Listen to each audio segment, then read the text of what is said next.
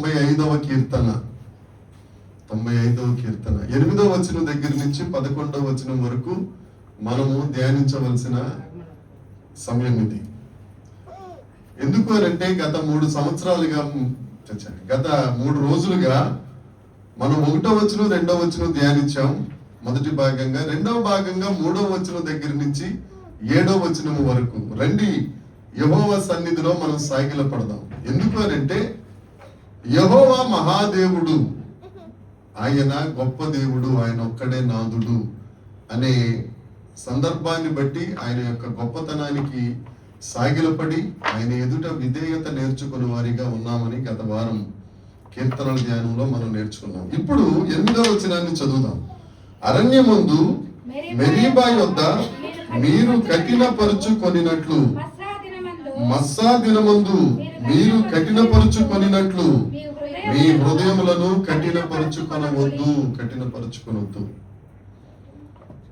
అరణ్య యాత్రలో ఇశ్రాయేలీలు వారి హృదయములను కఠినపరుచుకున్నారు. 400 సంవత్సరాలు బానిసత్వం నుండి దేవుడు వారిని విడిపించి ఐగుప్తు బానిసత్వం నుండి వారిని బయటకు తీసుకొచ్చి ఎర్ర సముద్రమును పాయలు చేసి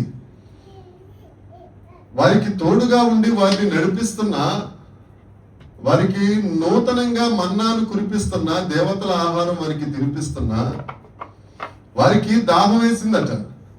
దాహం వేసిన దానికి వారు ఏం చేశారు? మెరీబా జలముల యొద్ద మస్పా దినమున, మెరీబా అంటే తగువు పెట్టుకొనుట అని అర్థం.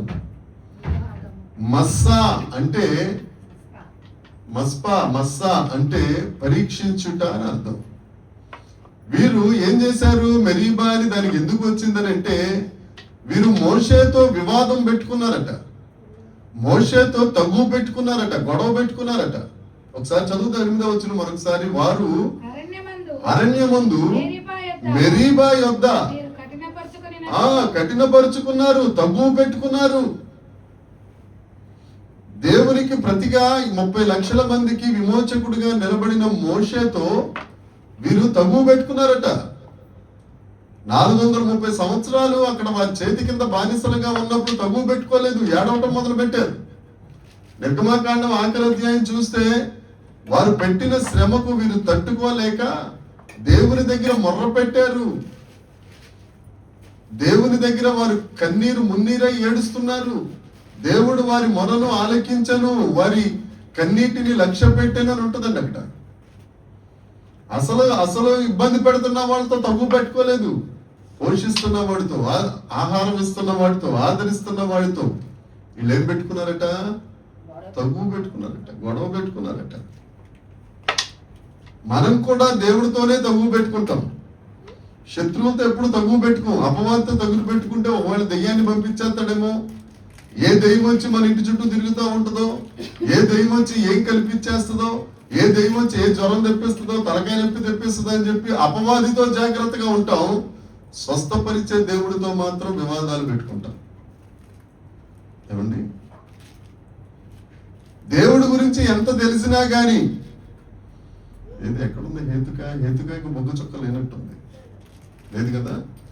ఉందా? బొగ్గు చుక్క ఉందా? పిల్లలు పుడితే చాలు బొగ్గ మీద ఒక నల్ల చొక్క. ఒకవేళ మొహం నిండా రాసేస్తారు. ఒకవేళ అదేం కనుక పని చేయలేదు, ఒకవేళ పాస్టర్ ఏమని అనుకుంటే పాతాల కింద పెట్టేస్తారు. పాతాల కింద అయితే కాలు అయితే చూడలేం కదా, అరికాల మీద చెప్పారకాల. దేనికి నల్ల చొక్కలో? ఎందుకు దొరుకుతుంది? చర్చి కొత్తప్పుడు దిష్టి ఎందుకు దొరుకుతుందమ్మా? చెప్పొచ్చేది అదే. ఈ ఇజ్రాయేలీలు నీళ్ల కోసం తగువ పెట్టుకున్నారు కానీ శత్రువుతో తగ్గు పెట్టుకోలేదు. వీళ్ళు ఫరో సైన్యంతో తగ్గు పెట్టుకునేంత ధైర్యం లేదు వీళ్ళకి. మనకు కూడా అంతే. దెయ్యాన్ని చూస్తే భయపడతాం కానీ దేవుడే కదా పర్లేదు పడి ఉంటాడు. వారు మెరీబా జలముల యొద్ద ఏం చేశారంట? హృదయమును కఠినపరుచుకున్నారట, గొడవ పెట్టుకున్నారట. మస్సా అంటే పరీక్షించారట. ఎవరిని? దేవుణ్ణి పరీక్షించారట. దేవుణ్ణి. ఇప్పుడు వసంత చెల్లున్నారు, ఇందిరమ్మ గారు రిటైర్ అయ్యారు, ఈవిడ గారు ఉద్యోగం చేస్తున్నారు. ఇలా పై ఆఫీసర్లు వీళ్ళు వెళ్ళి పరీక్షిస్తారా అమ్మా? వాళ్ళ దగ్గరికి వెళ్ళి గొడవ పెట్టుకుంటారా? ఎందుకని? ఏదోటి సస్పెండ్ చేసి ఏదో గ్రీనింగ్ తో సంతకం గీకేశారనుకో అంతే, అడుగుల్లో వెళ్ళిపోవడమే జాగ్రత్తగా. కానీ దేవుడు అనేసరికి కాస్తంత లోకువ క్రైస్తవులకు కూడా. దయ్యాలకు భయపడినంతగా దేవుడికి భయపడరు. దేవుడు ఏం చెప్తాడంటే దానికి భయపడద్దు, నాకు భయపడండి అంటే, అలా కాదులే ప్రభు, మాట తిరిగేసుకుందాం, నీకు భయపడం కానీ దెయ్యాలకు మేము భయపడతాం. వారి హృదయములను కఠినపరుచుకున్నారు. పై 7 వచనాలు చూస్తే దేవుని యొక్క గొప్పతనాన్ని మనం చూస్తాం. చూడండి ఒకసారి 1వ వచనం చదవండి, 2వ వచనం చదవండి. రండి చేయుదం, ఆయన మన రక్షణ దుర్గం కాబట్టి ఉత్సాహధ్వని చేయుదము,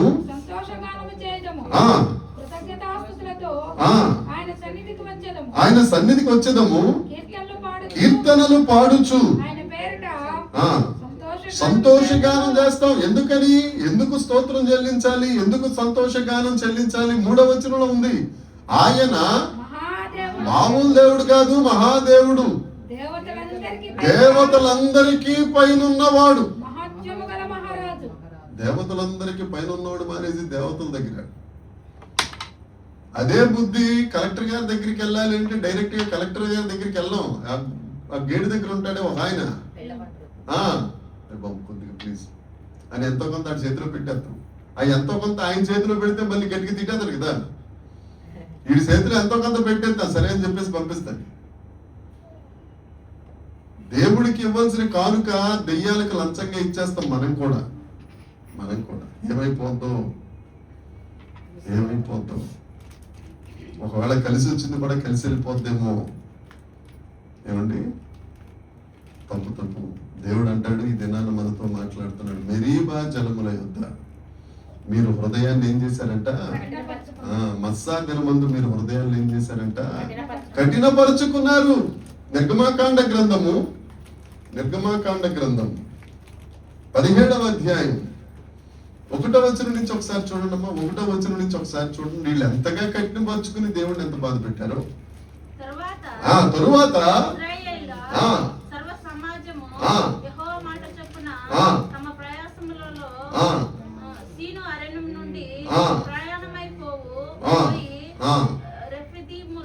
రెఫీదీము దగ్గర చదవమ్మా. ప్రజలు తమకు తాగడానికి నీళ్లు లేనందున ఎవరితో వాదిస్తున్నారు? మోషేతో. అదే మెరీబా.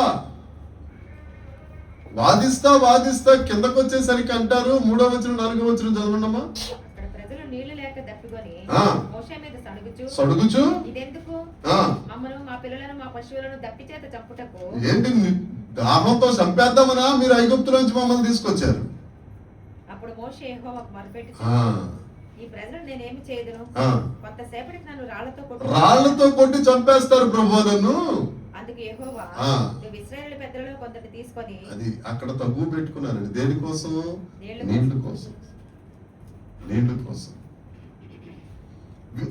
వీరు దేనిని నమ్మలేదు అని అంటే, అరే 400 సంవత్సరాల నుంచి అక్కడ బానిసలుగా ఉన్నాం కదా, మట్టి పిసుక్కుంటా ఇటుకరాలు చేసుకుంటా మనం బ్రతికాం.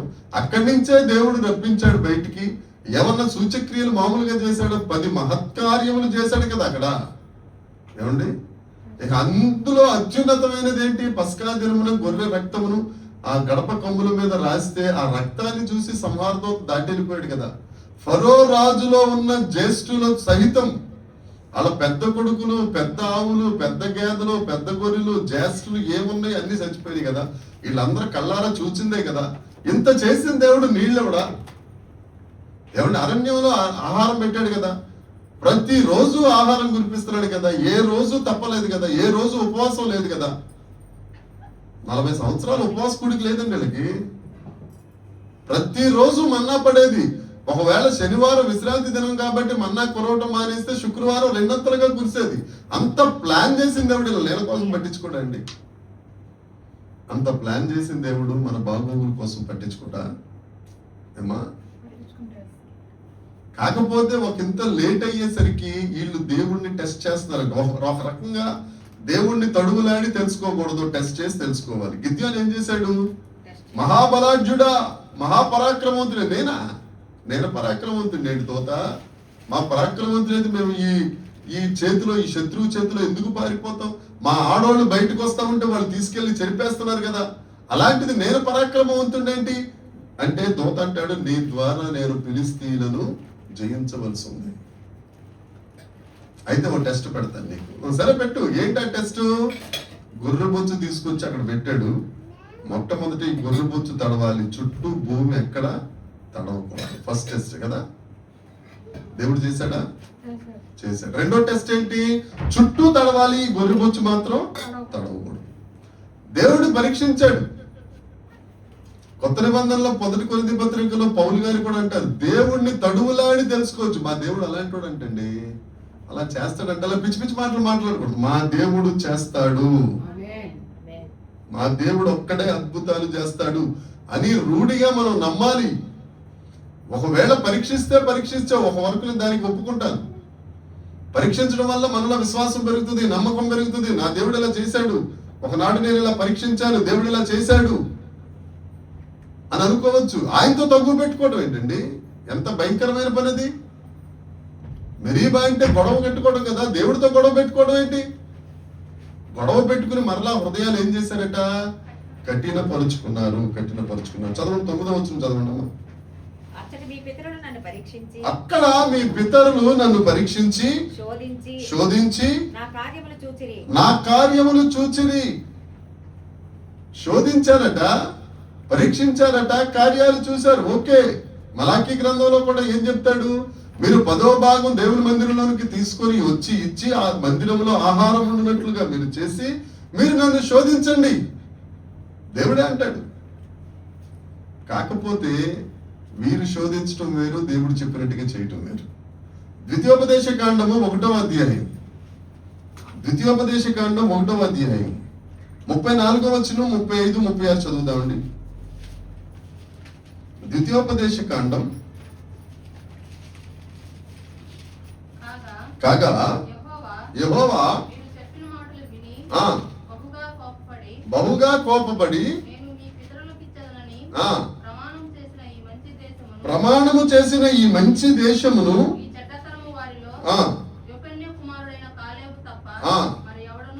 మరి ఎవరు చూడరు. అతడు పూర్ణ మనసుతో. ఎందుకని? వీళ్ళు హృదయాలు కఠినపరుచుకున్నారు గనుక.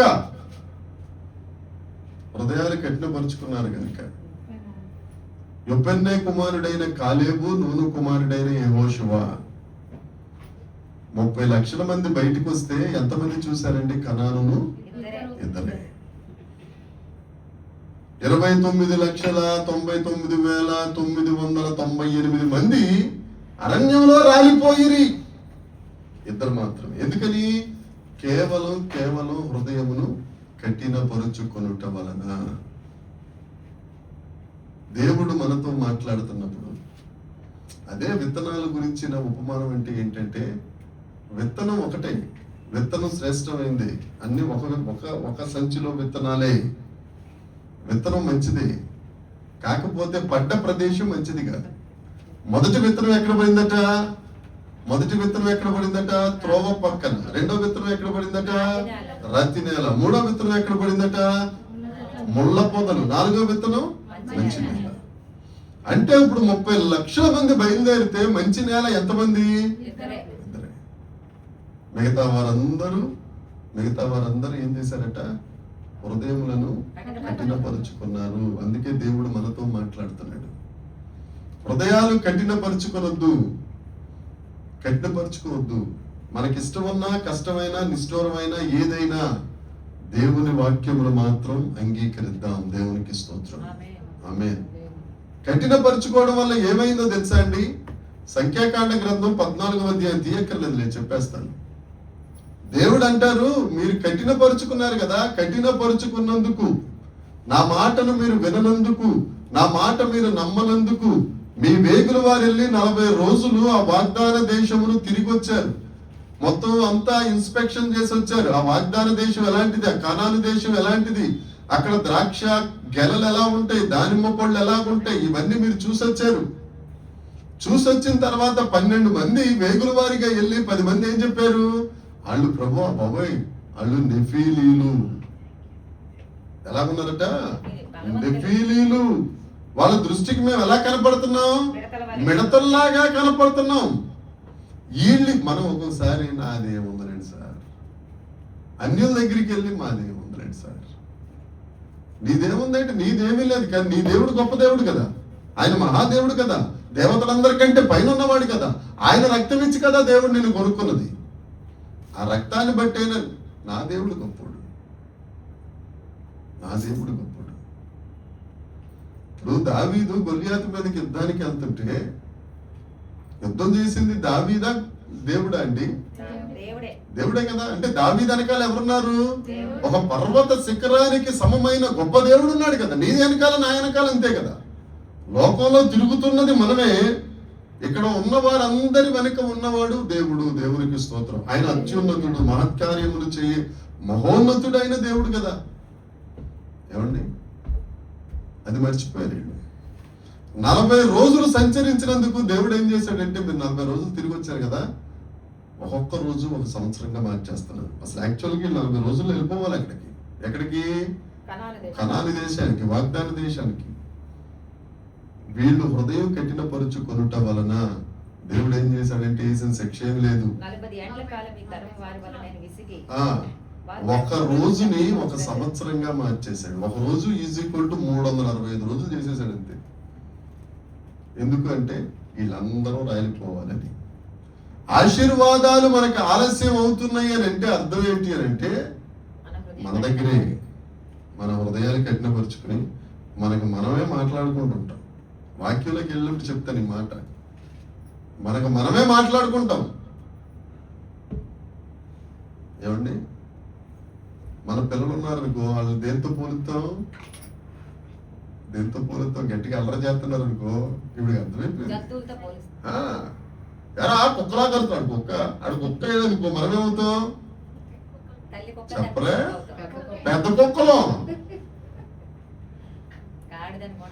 గాడిద అంటాం. ఆయన గాడిద అయితే మనం అడ్డగాడిదలు. మీకు అందులో అనుమానం లేదు, ఒకటే సూత్రం.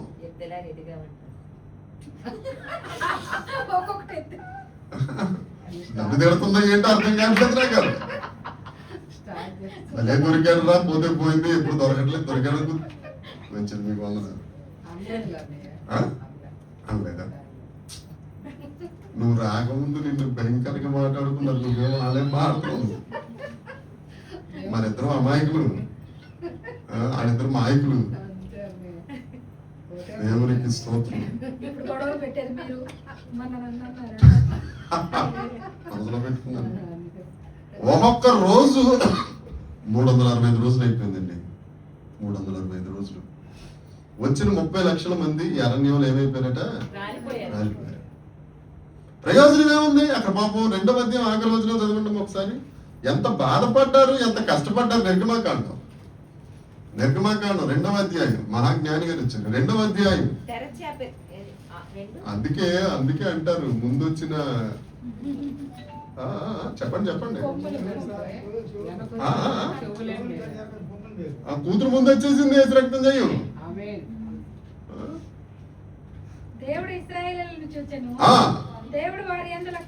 లక్ష్యం ఉంచను. పైన మాట కాగా మూలిగారు.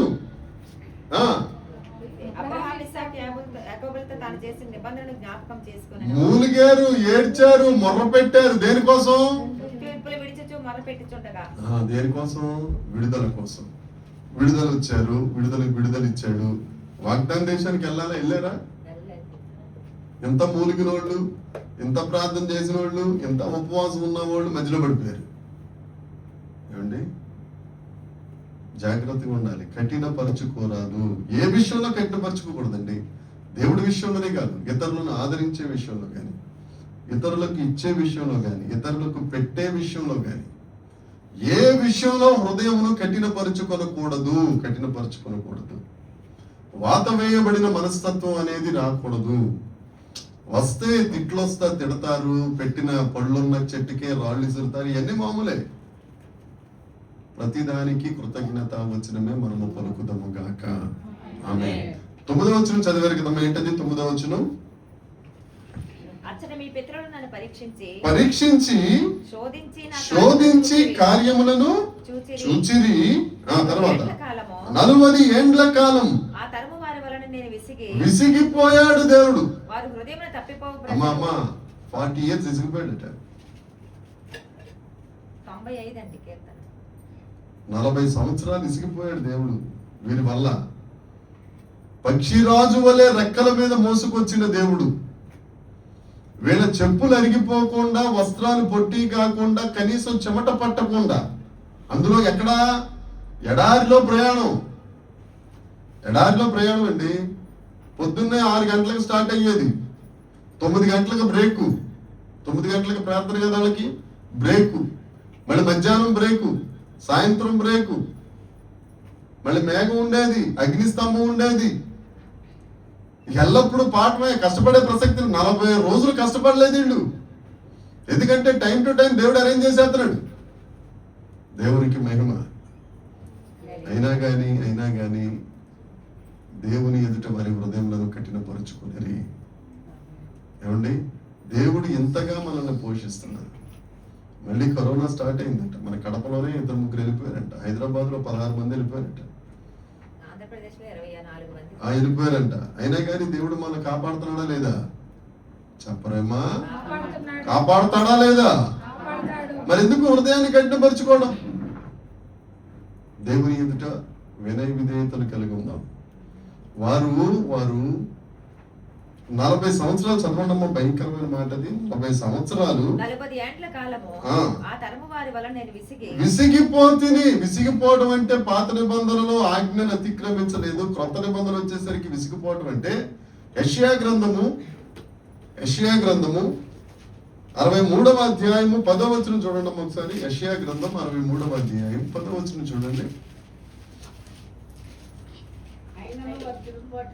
అయినను వారు తిరుగుబాటు చేసి పరిశుద్ధ ఆత్మను దుఃఖపరిచారట. ఏమైపోయాడు? విరోధైపోతాడు. మనం విసిగించడం అంటే పరిశుద్ధాత్మను ఏడిపిస్తున్నాం. పరిశుద్ధాత్మను ఏడిపిస్తే దేవుడు ఏం చేస్తాడు? మనకు ఏమవుతాడు? తండ్రి విరోధైపోయాడు, దేవుడు విరోధైపోయాడు, సృష్టికర్త విరోధైపోయాడు. ఎలియా ప్రార్థన చేశాడు, ప్రభువా వీళ్ళందరూ నిన్ను విసిగిస్తున్నారు, ఒక్కరు ఆజ్ఞలు పాటించట్లేదు, బయలుదేవతలను పోషిస్తున్నారు, వారి పూజారులను పూజిస్తున్నారు. ఒక 450 మంది పూజారులను ఎలిజబెత్ అక్క అపాయింట్ చేసి జీతాలు ఇస్తుంది. తండ్రి ఒక్క 3.5 సంవత్సరాలు ఏం చెయ్యి, ఆకాశము రాయిగా చేసి కనీసం మంచు కూడా కురవనివ్వద్దని ప్రార్థన చేశాడా? 3.5 సంవత్సరాలు వర్షం రాకపోతే దేశం అంతా అల్లాడిపోలేదండి కరువుతో. పరిశుద్ధాత్మను మనం దుఃఖపరచకూడదు. దేవుడి దగ్గరికి వెళ్ళాలి మనం. యెహెజ్కేలు గ్రంథం 16వ అధ్యాయం 26వ వచనం చూద్దామండి. యెహెజ్కేలు గ్రంథం 16. మరియు నీవు మదించి నీ పొరుగువారైన ఐగుప్తీయులతో వ్యభిచరించి 36 16 అండి. 36 16 మేడం, 16 నానా అంత సీరియస్ గా చూడకండి. మరియు యెహోవా వాక్కు నాకు ప్రత్యక్షమై ఏమని చెప్పిందట? నరపుత్రుడా, ఇశ్రాయేలీయులు తమ దేశములో నివసించి దుష్ప్రవర్తన చేతను అరే వసంత జలములో పేజ్ నెంబర్ చెప్పమ్మా. దుష్క్రియల చేతను దాన్ని అపవిత్రపరచిరి. వారి ప్రవర్తన బహిష్ట అయిన స్త్రీ యొక్క అపవిత్రత వలె నా దృష్టికి కనబడెను. కాబట్టి దేశంలో వారు చేసిన నరహత్య విషయమైనను విగ్రహములను పెట్టుకుని వారి దేశమును అపవిత్రపరిచి వీళ్ళందరూ పాపం చేసి నాకు విరోధం అయిపోయారు. కానీ 26వ వచనం చూడు, నూతన హృదయం మీకు ఇచ్చాను. దేవుడి దగ్గరికి వెళ్తే దేవుడు ఏమిస్తాడంటమ్మా? నూతన హృదయం మీకు ఇచ్చాను. నూతన హృదయం, నూతన స్వభావం, ఇంకా రాతి గుండె మీలో నుండి తీసివేసి. ఆమేన్ ఆమేన్ ఆమేన్. రాతి గుండె ఏమంది? దేవుని దగ్గరే మన హృదయాలు కఠినపరుచుకుని మొండివారిగా అయిపోయాము అని అంటే మనుషులు ఏం లెక్క చేస్తాం మనం? ఏమండి, మెడవంచని జనాలు అయిపోయాం కదా మనందరం. ఎవరి మాట ఏనో. మళ్ళీ పైగా చెప్పుకుంటాం, నేను ఏమనుకుంటున్నా, నేను ఎవరి మాట విన్నా. వినకో, దేవుడే విరోధి అయిపోతాడు నీకు. జాగ్రత్త. ఆ దేవుని దగ్గరికి వెళ్ళిన ఎడల ఆ దేవుడు అంటాడు, నీకేం చేస్తాడంట, నూతన హృదయం ఇస్తాడు, ఇంకా నూతన స్వభావం ఇస్తాడు, ఇంకా రాతి గుండె తీసేసి నీ గుండె మార్చేస్తాడండి. ఇది ఎప్పుడు చెప్పిన మాట? యేసుక్రీస్తు పుట్టక ముందు మాట. ఇప్పుడు గుండె తీసేయడు, గుండె మార్చడం ఇప్పుడు. ఆ రోజునే దేవుడు చెప్పాడు, నీ గుండెను మారుస్తాను. రాతి గుండె తీసేసి మాంసపు గుండె, దేవుణ్ణి స్తుతించే గుండె. కొంతమందికి రాతి గుండె ఉంటది కదక్క, కొంతమందికి ఉంటది రాతి గుండె. ఎన్ని చేసినా కానీ ఆ గుండె చాలా కఠినమైపోతా ఉంటది. కానీ దేవుడు చెప్తున్నాడు ఏమని? రాతి గుండె తీసేసి ఇస్తాను. మనం ఏం చేయాలా? ప్రభువా, మాంసం గుండె దయచేయండి. వాళ్ళు హృదయాన్ని కఠినపరుచుకుని నిన్ను విసిగిస్తున్నారు ప్రభువా, నీకు విరోధులు అయిపోతున్నారు ప్రభువా. నువ్వు నైనా వారికి సహాయం చేస్తున్నా కానీ వారి కళ్ళు కనపట్లేదు తండ్రి. రాంగ్ రిపోర్ట్ ఇస్తున్నారు, నీ మీద నమ్మకం ఉంచట్లేదు. వీళ్ళే వాళ్ళు నెఫీలీలు, వాళ్ళు బలవంతులు, మేము బలహీనులు అని నోటితో పలుకుతున్నారు. సామెతల గ్రంథం ఏం చెప్తుంది? జీవన్మరణములు. నువ్వు జీవం పలకాల్సింది పోయి నీకు నీవే మరణం పలుకున్నావు. తొందరగా చచ్చిపోయినా బాగుండు, నా బతికింతే, నేనేమైపోతాను? ఏమీ అవ్వవు. ఏదో ఒకటి అయ్యే పోతాం. ఏసు రక్తం చెయ్యం. దేవునికి స్తోత్రం. బ్రతుకు మారదాం. ఎందుకు మారదాం? నువ్వు మాట్లాడుతున్నా సేపు మారదాం. మార్పు చేసే దేవుడు, మార్పు లేని దేవుడు ఆయన ఉన్నాడు. ఆయన చేతిలో పెట్టేస్తే ఆయన చేయాల్సింది ఆయన చేస్తాడు. దేవునికి స్తోత్రం. హల్లెలూయా.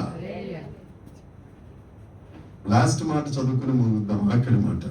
కావున నేను కోపించి మీరెన్నడూ నా విశ్రాంతిలో ప్రవేశింపరు. విశ్రాంతి అంటే ఏంటి? జాగ్రత్తగా ఏసి మంచి పరుపు మీద కాళ్ళు చాపుకుని దుప్పుడు కప్పుకుని పడుకోవడమా? విశ్రాంతి అంటే ఏంటి? ఆదివారమా?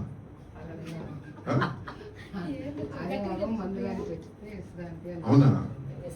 విశ్రాంతి దినం. ఓకే, దేవునికి స్తోత్రం. కొంతవరకు లైన్ లోనే ఉన్న గ్లాసులు పెట్టేసి కూర్చోండి. ఆమేన్. విశ్రాంతి అని అంటే అల్లకల్లోలం అయిపోయిన నీ హృదయంలో సమాధానం కలగటం. కష్టాలు, నష్టాలు, ఎటు చూసిన ఇబ్బందులు, కన్నీరు, ఇదంతా పోయి నువ్వు సంతోషంగా ఉండటం. ఇంకా కొద్దిగా ఎక్కువగా మాట్లాడుకుంటే పరలోకంలో విశ్రాంతికి వెళ్ళటం. అది విశ్రాంతి అంటే. దేవుడు అంటాడు ఇక్కడ, మీరు ఇంకెప్పుడు విశ్రాంతి నొందనని నేను ఏం చేశాడంట? ప్రమాణం చేశాడట. ఎందుకు ప్రమాణం చేశాడో తెలుసా? మార్కు సువార్త, జాగ్రత్తగా అన్నమాట. మార్కు సువార్త 6వ అధ్యాయం 52వ వచనం చూడండి అమ్మా. మార్కు సువార్త. అయినను వారి హృదయము కఠినమాయను గనుక వారు రొట్టెలను గూర్చిన సంగతి గ్రహించలేదు. దేవునికి స్తోత్రం. హల్లెలూయా. వారి హృదయాలు కఠినమైపోయినాయి అట. అందుకని రొట్టెలు గూర్చిన సంగతి గ్రహించలేదు. ఎవరో శిష్యులే హృదయమును ఏం చేసుకున్నారట? కఠినపరుచుకున్నారు. రొట్టెలను గూర్చిన సంగతి అంటే ఏంటి? మీరు ఎప్పుడన్నా గమనించారా? ఇక్కడ నా విందు భోజనాల్లో ప్రార్థన చేయమంటే ఏం ప్రార్థన చేస్తారు తెలుసా? ఆ డేక్షాల మీద చెయ్యేంటి? ప్రభువా, నువ్వు అప్పుడు 5 రొట్లు 2 చేపలు 5,000 మందికి పెట్టావు కదా దేవా, 12 గంపలకు పెంచారు కదా. ఇప్పుడు ఈ బిర్యానీ, ఈ గోంగూర చట్నీ, అదేంటిది కుర్మా, ఇంకా పెరుగు పచ్చడి, ఇవన్నీ ఆశీర్వదించు ప్రభా. దేవా, ఊర్లో వాళ్ళందరూ వచ్చినా గానీ ఇంకా పాస్టర్ గారికి ఒక గంప మిగిలేటట్టుగా చేతండి అని ప్రార్థన చేస్తారు. అవునా కదా? మనం కూడా చేసిన వాళ్ళమే. ఆ ప్రార్థన అసలు అక్కడ చేయాల్సిన ప్రార్థన కాదండి. వందనాలు తెచ్చావు ప్రభు, స్తోత్రం. దాన్ని అభివృద్ధి పరచడం ఏంటి? నువ్వు ఆర్డర్ ఇచ్చుకోవాలా? 50 మంది ఉన్నారు అనుకో, 60 మందికి ఆర్డర్ ఇచ్చుకోవాలి. నీ పని అది. అవునా కదమ్మా? 50 మంది వచ్చిన తర్వాత 20 మందికి వచ్చి ప్రభు నాయన 5 రొట్టెలు దీవించు దీవించు పైనుంచి నవ్వుతాడు ఆయన. రే మీకు ఏమర్థమైందిరా, మీరు హృదయాన్ని కఠినపరుచుకున్నారా, రొట్టెల సంగతి మీకు అర్థం అవ్వలేదురా అని నవ్వుతాడు ఆయన. మళ్ళీ పైగా అయిపోయిన తర్వాత సాలేదనుకో, మనకంటే రేష్మ బిర్యానీ ఉంది కాబట్టి టక్మని బుక్ చేస్తాం, వచ్చేది తినేస్తాం, అయిపోతుంది. కొండ మీద రేష్మ బిర్యానీ ఎక్కడ ఉంటుంది, స్విగ్గీ జొమాటో ఎక్కడ ఉంటుంది, ఎక్కడ తెస్తాం. చూసావా దేవుడు పట్టించుకోలేదు. ఈ దేవుడు ఎప్పుడు ఇంతే అని ఆయన్ని తిట్టడం కాదు. 5 రొట్టెలండి 2 చేపలు ఎంతమంది తిన్నారు? అది ఎవరి వల్ల అవుతుంది? పురుషులో స్త్రీలో మొత్తానికి 5,000 వేసుకోండి. 5 రొట్టెలు 2 చేపలు. పోనీ అది ఎవల రొట్టె కదా, అది ఎవల రొట్టె ఒక పురుషుడు తినలేడు. ఒక కంప్లీట్ మ్యాన్, సంపూర్ణ పురుషుడు ఒక ఎవల రొట్టె తినలేడు. 3 పురుషులు అయితేనే ఒక ఎవల రొట్టె తినగలరు, అంత పెద్దది. మరి ఆడ ఎంత ఆకలోడు. ఆడ ఎవల రొట్టె 5 తెచ్చుకున్నాడు, వాళ్ళ అమ్మ 5 పెట్టిందంటే వీడికి విపరీతమైన ఆకలరా, అనవసరంగా పక్కోడి గిన్నెలో కూడా తినేస్తుంటాడు. వీడు దుర్మార్గుడు, ఎందుకు వచ్చింది వీడు అన్నం వీడే తింటాడని 5 ఎవల రొట్టెలు పంపించిందంట వాళ్ళమ్మ. అంటే ఎంత తిండిపోతే ఒకసారి ఆలోచించండి. అక్కడ సరే పంపించేది. ఇది యేసుప్రభు దగ్గర కూర్చుని యేసుప్రభు కృతజ్ఞతాస్తుతులు చెల్లించగానే ఆయన దేవుడు కనుక రొట్టెల విషయం మీరు గ్రహించలేకపోయారు అని అంటే అర్థమే ఆయన దేవుడు కనుక ఆ చేతిలో నుంచి ఈ చేతిలోకి వచ్చి దేవునికి స్తోత్రం చెల్లించగానే ఇవేమవుతున్నాయి? సృష్టించబడిపోతున్నాయి కదా. ఏమండి, మనం రొట్టె చేయటం మనం ఆలోచించుకున్నాం 7 స్టెప్పులని. ఇక రొట్టెలో జీవమే ఉంటుందా? ఏం జ్ఞాని గారు, ఉండదు. చేపలు కాల్చేసిన చేపలు, ఫ్రై చేసిన చేపలు, దాన్ని చంపేసి శంకులు గింకులు దాంట్లో ఉన్న పళ్ళు చెత్త చెదారం అంతా తీసి పెనం మీద వేసి నూనెసి ఏపేసి మాడిపోయిన తర్వాత పంపించింది అమ్మ. దాంట్లో జీవమే ఉంటుందా? పైగా యోహాను సువార్త ప్రకారం మనం చదువుకున్న అక్కడ ఉన్న వాళ్ళందరూ చేపలు ఎక్కువ తినేసారు. ఏమండి, ఈ చేపలు ఎన్ని మరలా సృష్టించబడుతున్నాయి అంటే కారణం వాటిలో జీవం వచ్చిందా? జీవం ఎవరివ్వగలరు? దేవుడు ఒక్కడే. అవునా కదా? ఈ సంగతి యేసు ప్రభు చెప్తారు. రొట్టెల గురించి మీరు గ్రహించలేకపోయారా, నేను సృష్టికర్తని, నేను జీవప్రదాతని మీరు గ్రహించలేకపోయారు. ఆ కిందకు వస్తే సముద్రము ఆయన మాట వినెను అని ఉంటుంది, గాలి ఆయన మాట వినెను. దేవుడు అదే అధ్యాయం ఉంటుంది, 6వ అధ్యాయంలో. మొదటేమో రొట్టెల సంగతి, తర్వాత ఏమో సముద్రం సంగతి. ఏమండి, మన దేవుడు ఎలాంటి వాడో గ్రహిస్తే పదే చెప్తానండి మీకు, మన దేవుడు ఏంటో మనకు తెలియాలి. ఇప్పుడు గీతాకి సతీష్ అంటే ఏంటో తెలిసింది, నా భర్త ఇలాంటి వాడు కాబట్టి 2 నెలలు ఇంటి ముఖం చూడకుండా చెట్ల కింద పొట్ల కింద అటు తిరుగుతా, ఇటు పరిగెడతా, ఇటు పాప మా అమ్మే చెప్తుంటానా, వెళ్ళి ప్లేట్ పెట్టుకుని వెళ్ళి అక్కడ నిలబడ్డానా, అప్పుడే ఫోన్ అవుతుంది, ప్లేట్ అక్కడ పడేయటం, చేసి రక్తం చేయమనుకుని మళ్ళీ పరిగెట్టడం ఎక్కడ గేట్ దగ్గర, మళ్ళీ అక్కడి నుంచి ఓపీ దగ్గర అక్కడ భోజనం పెడతారంటే మళ్ళీ ప్లేట్ అట్టుకు నిలబడ్డాం, మళ్ళీ ఫోన్ రావడం, మళ్ళీ అక్కడ పడేయటం, మళ్ళీ ఆడటం. ఈ వెళ్ళి తిరిగి జ్వరం వచ్చింది ఒకసారి. ఏమండి, నేను ఒక 2 సార్లు ఆ మెట్లు ఎక్కి దిగేసరికి సరేనమ్మ తర్వాత ఆ అమ్మాయి చెక్ మరి ఎందుకని భర్త అంటే ఆవిడకి ఏంటో సతీష్ అలా ఇలా మనం అందరం అంటున్నాం కానీ గీత కనులు గీత మనసు పెట్టుకు చూస్తే సతీష్ మనకి యేసుక్రీస్తు ప్రభు ప్రతిరూపంలో కలిగింది. కాదు ఒక పన్ను లేదంతే. చూడు ఎలా కోపంగా చూస్తుంటే మా ఆయనకి పన్ను లేదంటాను. నువ్వు చూడలేదా? అమ్మ తీసుకెళ్ళి వచ్చేస్తారు కదా బాగా వెనుకబడిన 2 నెలలండి. 2 నెలలు కారు ఎక్కి అంటదా అమ్మాయి, అన్నయ్య జైల్లో నుంచి పోయి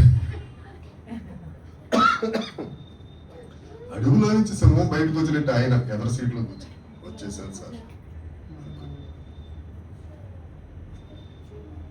మన దేవుడు అంటే ఎందుకు చెప్తున్నానంటే ఆ పోలి అమ్మా వెళ్ళేటప్పుడు ఫోటో ఇచ్చాడమ్మా. ఎందుకు చెప్తున్నానంటే ఆయన ఏంటో మనకు అర్థమైతేనండి, ఆయన విశ్రాంతిలో మనం ప్రవేశిస్తాం. ఆమేన్. ఆయన ఏంటో మనకి తెలిస్తే మన హృదయాన్ని కఠినపరుచుకోం.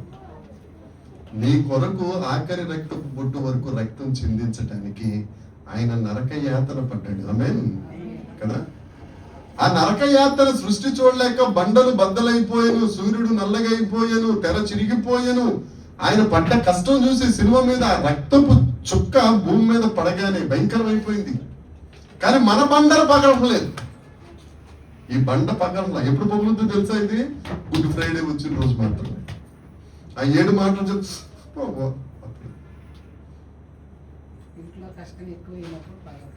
అప్పుడు కూడా తిట్టుకుంటాం. ఏ ప్రభు మమ్మల్ని పట్టించుకోవడం మానేసాం, మస్తాన్ మీరు బాగా పట్టుకున్నాం.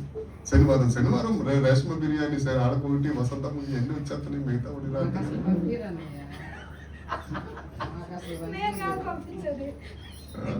కఠినపరుచుకుంటాం హృదయాన్ని. దేవుడు అదే చెప్తున్నాడు. దేవుడు అంటే ఏంటో మనకి తెలిస్తే హల్లెలూయా. దేవుడు అంటే ఏంటో తెలుసుకుంటాం. ఎన్ని నామాలు ధ్యానించాం మనం? యేసుక్రీస్తు గుణాతిశయాలు మళ్ళీ చెయ్యి అంటది ఏంటండి? చెయ్యని ఎవరినంటుంది ఈవిడ? అయితే పర్లేదు, ఇబ్బంది లేదు. 191 కదమ్మా. రెండోది చెప్పాలి, కనిపెట్టువాడు అనేది చెప్పాలి. నిన్న దినాన్ని మనం మాట్లాడుకున్నది నా ప్రాణమును ఆదరిస్తాడు. ఆయన ఏ పరిస్థితిలో నేను ఆదరిస్తాడు. ఆయన నన్ను ఆదరించువాడని ఆయన పట్ల గౌరవము కలిగి ఉండును గనుక అన్ని వేళలా. ఆఖరి వచ్చిన మనం చదువుకున్నాం. పౌలు గారు అంటారు కొరింథీ సంఘంతో, ఏ శ్రమలైనా గాని ఆయన మనలను ఆదరించు దేవుడు. నిన్ను ఆదరిస్తాడు ఆయన, విశ్రాంతిలో ప్రవేశిస్తాడు ఆయన.